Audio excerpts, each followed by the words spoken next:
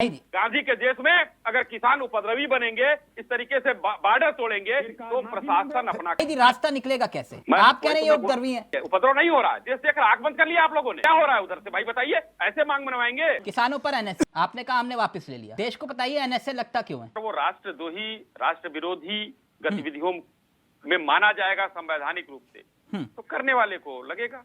National security act मैंने बता दिया, तो अब इसके अलावा अगर कुछ हो तो आप बताएं मुझे। हाँ, मैं पढ़ देता हूं आपके सामने एनएसए की परिभाषा। एनएसए एक ऐसा कानून है जिसमें यह प्रावधान किया गया है, यदि किसी व्यक्ति को कोई खास खतरा सामने आता है तो उस व्यक्ति को हिरासत में लिया जा सकता है।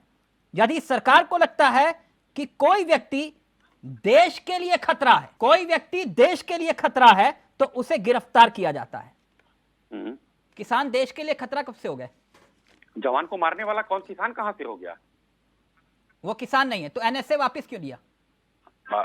जांच होती है उसकी, एनएसए अगर लगाया गया, जांच में नहीं आया होगा तो फिर ये कौन लोग हैं जो बॉर्डर पर अपराधी होगा, जो अराजक होगा, वो पकड़ा जाएगा। एनएसए, आपने कहा कि एनएसए जिन्होंने पुलिस वालों को मारा उन पर एनएसए लगाया, और जो किसान जिसकी मौत हुई है शुभकरण, शुभकरण अगर आप इस तरीके का अराजक वो करेंगे, एक तरफ एक आप कह रहे हैं हम किसान हैं, सरकार ने लॉ एंड ऑर्डर मेंटेन करने के लिए, अभी हमारे किसान नेता कह रहे हैं कि सरकार सब चीज के लिए सरकार जिम्मेदार है, तो आप अपने घर में बैठिए ना, और आप मुद्दे से भटका रहे हैं।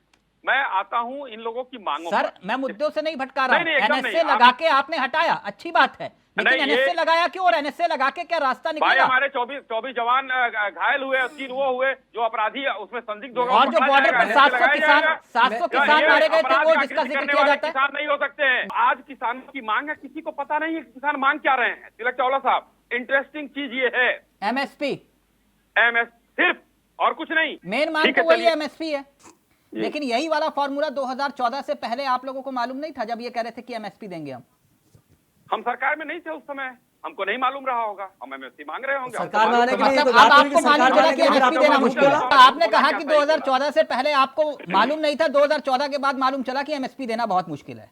यही राहुल गांधी जी को मालूम होता तिलक चावला साहब, तो आज वो ना कहते कि हम देंगे, क्योंकि सर सवाल का जवाब राहुल गांधी नहीं है। राहुल गांधी सत्ता में होते तो राहुल गांधी से पूछते।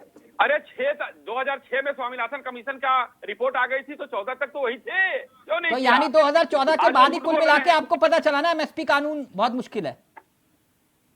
भाई आपके सामने है, जो है टेक्निकल कारण है। आज भारतीय जनता पार्टी का नाक, क्योंकि प्रवक्ता नाक हुए, ये जो बोल रहे हैं पार्टी का बयान है, ये कह रहे नहीं हमें नहीं पता था, तो मैं खुशी से कह सकता हूं आप लोग नाबालिग लोग हो। आपने अभी चैनल पे बैठ के उपद्रवी कह दिया किसानों को, जबकि अभी तो उपद्रव हुआ ही। दूसरी बात आप करें, हाँ करेंगे, आप धमकी दे रहे हैं, ये धमकी है। अभी मैं खट्टर साहब का बयान सुन रहा था, इसी वो कह रहे थे हम किसान, हमारा अन्नदाता है, जितना हम किसान के लिए सोचते हैं उतना कोई नहीं सोचता। बात में तो दम है दोस्त, जितनी रणनीति आप बना रहे हो ना किसान के लिए, जनरल डायर ने नहीं बनाई। जवानों की बात आप कर रहे हो, वो जवानों की जो मृत्यु हुई है वो दम घुटने से हुई है, आंसू गैस के गोलों की वजह से, ये भी शायद आपकी जानकारी में होगा।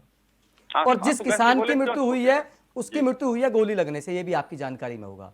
और हम लोग खुले मन से उस आंदोलन के बॉर्डर पर भी और हर जगह यही कह रहे हैं कि ये हमारे परिवार के सदस्य हैं, ना कि सरकार के परिवार के। सरकार उन्हें भत्ता देती है, दुख दर्द हम लोग झेलते हैं। बड़ा गंभीर विषय है, इस विषय पे कोई राजनीति नहीं होनी चाहिए।